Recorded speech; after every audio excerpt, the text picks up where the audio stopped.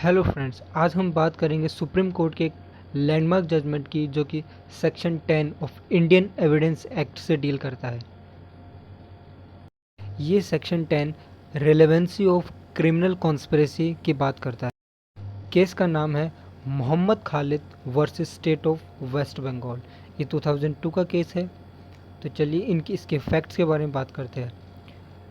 Facts के तहत जो इस केस में अपीलेंट्स होते हैं वह पब्लिक प्लेस में एक्सप्लोजिव्स का इस्तेमाल करते हैं, जिसकी वजह से कई लोगों की जाने जाती है और पब्लिक में दहशत का माहौल फैल जाता है।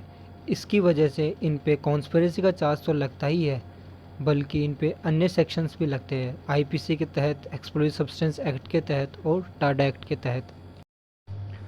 जो टाडा कोर्ट होती है वह इन्हें गिल्टी मानती है उन ऑफेंसेस के लिए जो चार्जशीट में दायर है।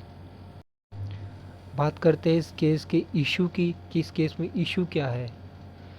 इस केस में इशू यह है कि जो स्टेटमेंट ली गई है वह स्टेटमेंट एक्ट कमिट होने के 2 दिन बाद ली गई है। तो इस स्टेटमेंट पे जो कॉन्स्पिरेटर है वह अपने साथियों को नाम बताता है।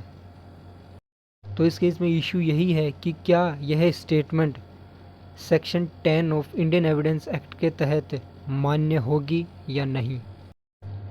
बात करते हैं सुप्रीम कोर्ट के ऑब्जर्वेशन की। सुप्रीम कोर्ट 2 सेक्शंस को ऑब्जर्व करता है, सेक्शन 10 ऑफ आईपीसी 1860 और section 10 of Indian evidence act 1872। According to section 120A of IPC 1860, supreme court कहता है कि जब एक या एक से अधिक पर्सन अगर एग्री होते हैं किसी इलीगल एक्ट को कमिट करने के लिए या फिर किसी ऐसे एक्ट को कमिट करने के लिए जो नेचर में तो इलीगल नहीं है लेकिन उसे इलीगल तरीक़ों से किया गया है, तो ऐसे एग्रीमेंट्स जो 2 लोगों या 2 से अधिक के बीच हुए हैं वो एग्रीमेंट क्रिमिनल कॉन्स्पिरेसी के तहत आएंगे according to section 120A IPC.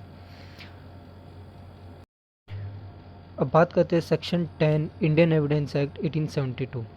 इसमें सुप्रीम कोर्ट कहता है कि वह चीज़ें या वह एक्ट या कही गई बातें कॉन्स्पिरेटर के द्वारा अगर वो बिफोर कॉन्स्पिरेसी है तो वो रिलेवेंट होगी, लेकिन वो बातें या कुछ जो एक्ट है वो अगर कॉन्स्पिरेसी के बाद किए गए हैं तो वह मान्य नहीं होंगे।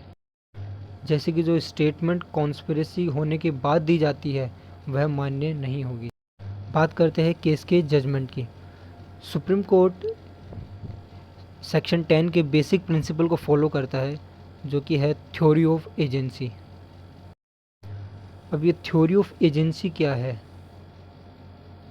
ये कहती है कि every conspirator is an agent of his associate in carrying out the object of the conspiracy.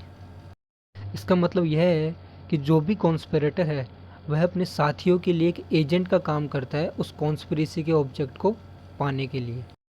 मान लीजिए कि 3 लोग हैं और कॉन्स्पिरेसी में शामिल, लेकिन 2 ही लोग वह एक्ट कमिट करते हैं, लेकिन जो तीसरा होगा उसे भी शामिल किया जाएगा थ्योरी ऑफ एजेंसी के तहत।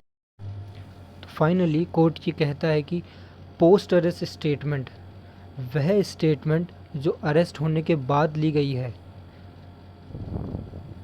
किसी पुलिस ऑफिसर के द्वारा, या फिर कन्फेशन जो कि मजिस्ट्रेट के सामने दिया गया है अरेस्ट होने के बाद, कॉन्स्पिरेसी से जुड़ा हुआ, वह section 10 of Indian evidence act 1872 के दायरे में नहीं आएगा।